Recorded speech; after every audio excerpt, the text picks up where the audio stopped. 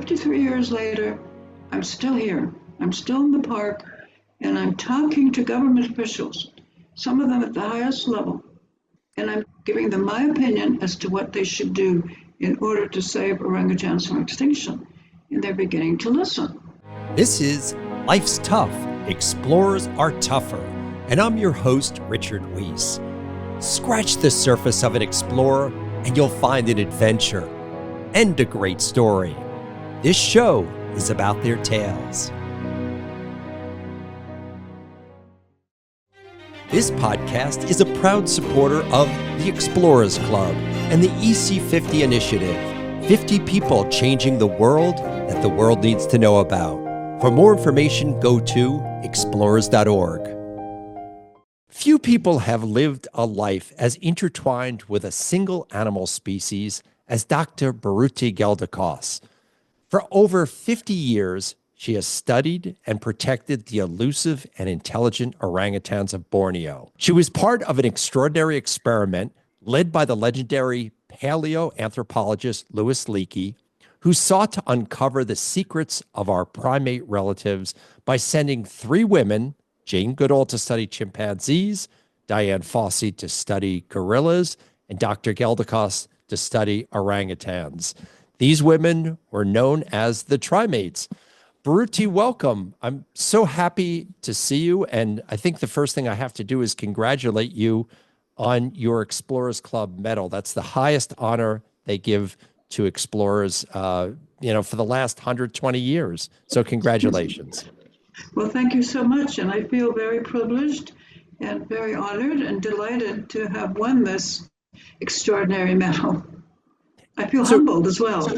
I have to ask you, just going back to that idea of trimates, and I'm sure people have asked you this, 1,000 times, what was the rationale of Louis Leakey setting up this idea of trimates, and how did you get involved?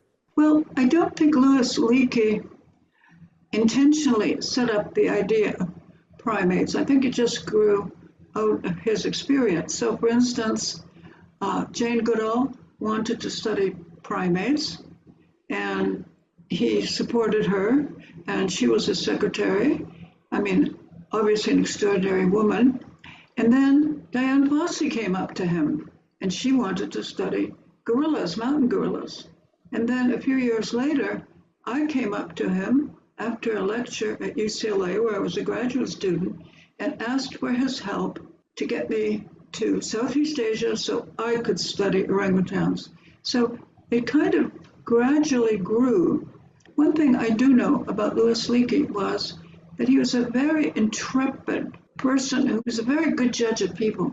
And so when you think of the qualities that led Jane Goodall to do what she did, and what led Dian Fossey to do what she did, I mean, these were incredible, or are incredible women. And then, finally you have me. So, you said that Jane Goodall was his secretary. It seems that if this were 2025, chances are you'd have a hard time convincing other people that you were sending a secretary to go study any species, right? No, because Jane Goodall came specifically to Africa to study wildlife. And she called up Louis Leakey, who was the head of the museum in Nairobi, and persuaded him of her qualities. And so he hired her. So it wasn't that this was a woman who came and said, I want to be your secretary. This is a woman who came to him and said, I want to study wildlife. Got you. Dian Fossey and Jane Goodall were already in place by the time you started. Had you heard about their work at that point? The first time I heard about Jane Goodall, I remember the exact moment. And that moment was I was sitting in a psychology class at UCLA, and the psychology professor in front of the class started talking about a young British woman who was living with chimpanzees. I didn't know her name. I knew nothing about her. But when he talked about her, I realized that he was talking about me. And the reason I realized that he was talking about me is because I had long wanted to go and study orangutans. So Jane Goodall was an inspiration. She demonstrated that it could be done. You know, I look at most people's origin story. You know, a lot of scientists or even, you know, people of the public look at you as this highly, highly accomplished woman who's just maybe changed the face of orangutans. But everybody has an origin story. And so, how did you first get started even being interested in animals, much less studying them in Borneo? Well, I just want to say one thing. You know, when I went into the field to study orangutans, I already was a doctoral student. I already had qualified for my, for my PhD thesis. And so I had reached the point in academia where, I was ready to go. But my origin story is that ever since I was a little girl, I would lie at night in the evening, look up at the stars, and wonder, where did we humans come from? And that's where it began. And I always had a fascination with animals. My father, in particular, was an animal lover. He didn't talk about it, but he lived it. And my mother was a nature lover. I mean, when I was a small child, she would take me out to Hyde Park in Toronto, where we lived, and show me, leaves on the ground, trees, whose leaves we could actually use to make tea. So that's where it began. And then, how did I become fascinated by orangutans? Well, it took one picture. And I remember that picture to this day. And probably somewhere I still have that picture. And it was a picture of a Sumatran sub-adult male. And when you looked at him, it was like you were looking at a human being, as long as you didn't look below the lower lip, where his jaw was prognathous, but he looked just like a human being. And he looked at you with such a gaze. This is a picture. This is a black and white picture. And from that moment on, after I saw that orangutan, that picture, I became fascinated with orangutans. Our mission is to empower the next generation of explorers. If you like this podcast, please recommend it to a friend and have them join the expedition. They always say that there's these life-changing events for people, moments like seeing a solar eclipse. Very different, very, extraordinary event. People had always told me that about mountain gorillas. And friends I have who've actually orbited the Earth have said they get this thing called the overview effect, in which it's just a very strong emotional connection. So, I always felt with going in to see a solar eclipse or seeing mountain gorillas that it's a very finite time that you get to see it. The solar eclipse, maybe like 2 or 3 minutes. Mountain gorillas, generally for most people, it's about an hour. And I felt a lot of pressure in each case to have that life-altering experience. But when I was in Borneo at your camp, and I stayed there for several days, I felt like I was able to relax, kind of take them on their own terms, and as you say, look into their eyes and just feel something so different. So I'd have to say the life-altering experience came really more. I just felt the orangutans were so much more complex and interesting than even the mountain gorillas. Have you had other people describe that? Well, all I know is sometimes, people look into an orangutan's eyes and their lives change. And I'll give you an example. I had a banker from Chicago come as a volunteer, and a sub-adult male orangutan took her hands in his, drew her hands to him, and gazed into her eyes. And that changed her life. She went back to Chicago. She dumped her financier boyfriend, and she became a veterinarian. And I got a postcard from her, when she graduated and was a full-blown veterinarian. So I have to tell you, one of the things about that incident is now it couldn't happen. Because Camp Leakey, for many, many years, before sort of the world blew up and people started traveling and going to places, it was a very different place.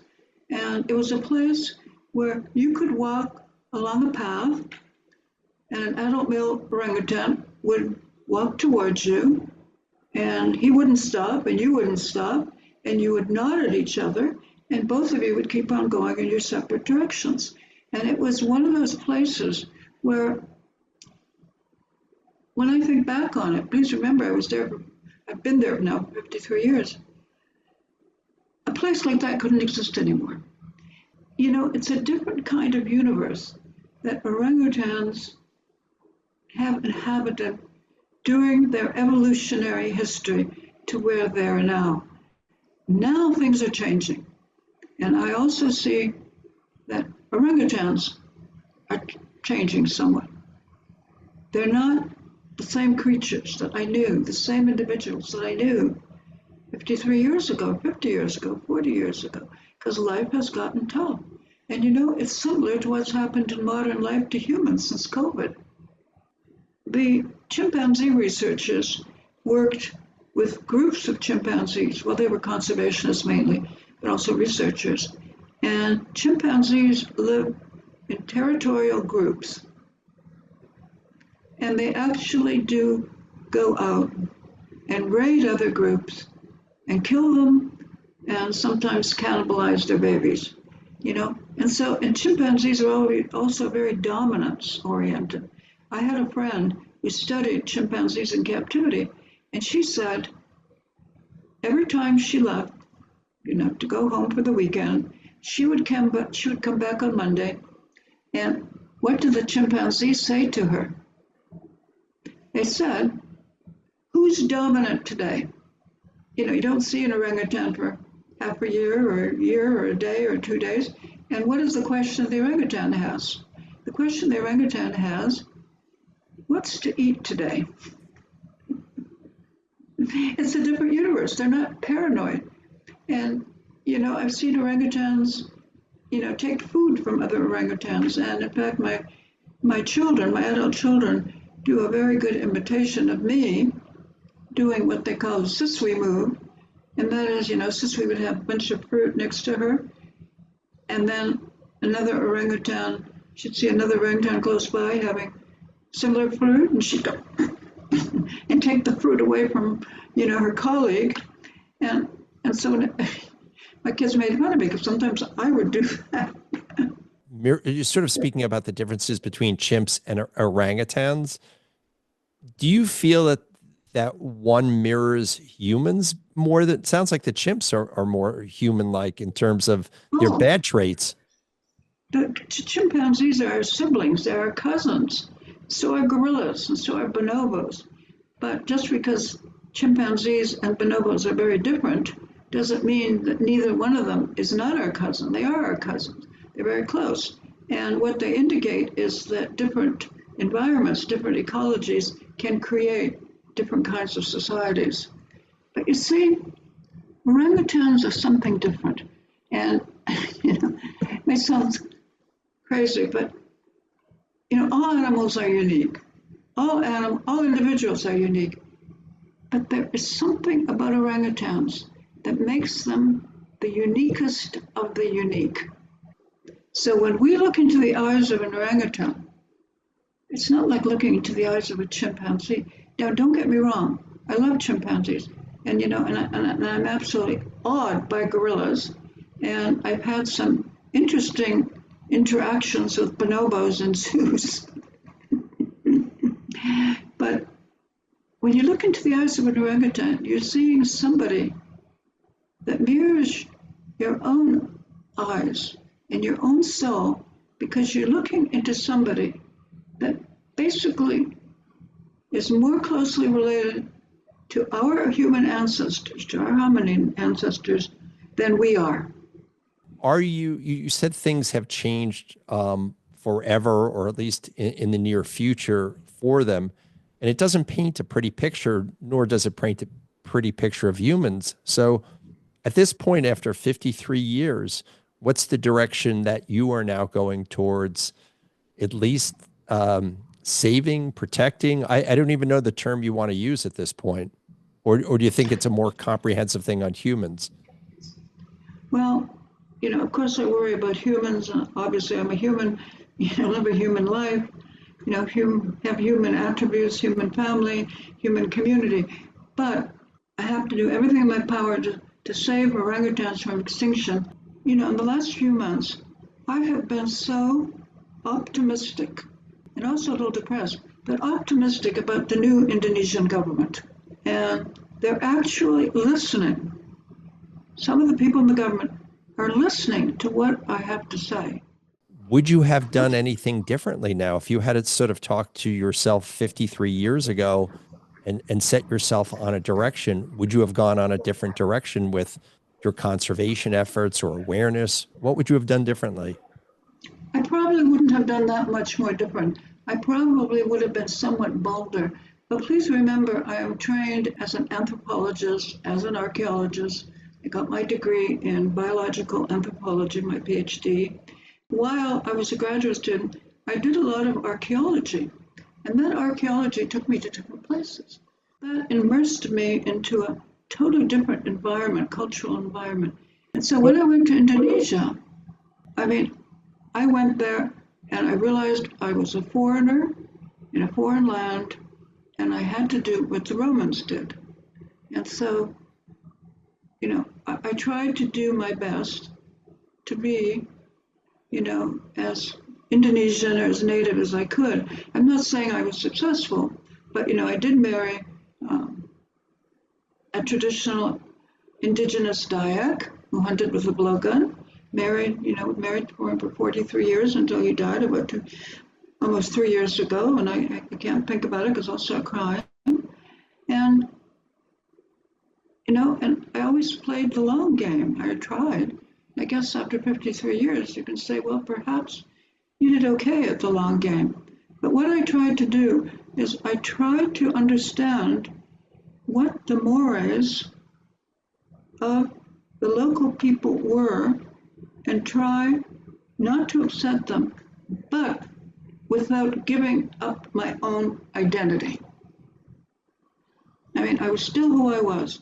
I learned Indonesian, I bowed to Indonesians, I did my best. And so the only thing that I regret, going back to your original question, is that I probably should have been more forceful. So I'll give you an example. Please don't think me arrogant or anything like this, but, I was adopted by the Minister of Forestry, the Indonesian Minister of Forestry. And, we had a very placid, calm relationship. We never met in private or anything like that. There was always people present. But he adopted me. But people around him, he's a very powerful man. And people would come to me and they would say, what do you want? And I would always say, I don't want anything. And now, in retrospect, I should have asked for a forestry concession. The minister was giving them left and right. It never occurred to me because I was working what was then a national park, and I was very happy that I was able to be there, that I was given the privilege of actually being able to work in an Indonesian forest. You spoke about Jane Goodall earlier. She's a worldwide celebrity, right? People go there. She seems to be able to move things based on her celebrity. Do you feel that sort of embedding yourself so deeply in the work and in the Indonesian lifestyle that it may have maybe affected your messaging overall to a global community? I don't want to say I was instrumental, but a small national park was established in Sarawak, and that was because we had our organization had a Great Ape Conference there. And the premier of Sarawak, to the surprise of his own cabinet, established the national park in honor of the Great Ape Conference. So you can't backtrack history. 53 years later, I'm still here. I'm still in the park, and I'm talking to government officials, some of them at the highest level, and I'm giving them my opinion as to what they should do in order to save orangutans from extinction. And they're beginning to listen. If you look at the Trimates, if we're just using them as sort of an example, Dian Fossey lost her life as a result of her advocacy. Jane Goodall says that as a result of her advocacy, she lost her marriage and maybe any kind of motherhood she would have. Is there anything in life that you say, wow, I wonder what it would have been to have this? What is the big sacrifice you feel like you had to make personally? Well, I think you can talk to my adult children, and they are the ones that made the sacrifice. You know, I really can't see going a different trajectory than the one I've gone. You know, I think, again, there's got to be a part of you that still thinks about that little girl and that all of your life has been so fantastical that it must, at some point, be a little surreal. You learn lessons in life as you get older and you have many different experiences. First time I went into the jungles of Kalimantan, I think it seemed unreal to me because what happened is I actually established codes of communication with wild adult male orangutans. Now, wild females, it wasn't so necessary because they stayed up in the trees. They weren't coming into your space and you weren't going into their space. But when a wild adult male, please remember 300-400 pounds, came down to the ground, you and he had to talk about it because they don't talk, but they communicate. And so what we did is with each different male, I worked out a different kind of communication, like what he would accept and what I would accept. And we actually kind of learned to talk to each other so that we could both be in the same place.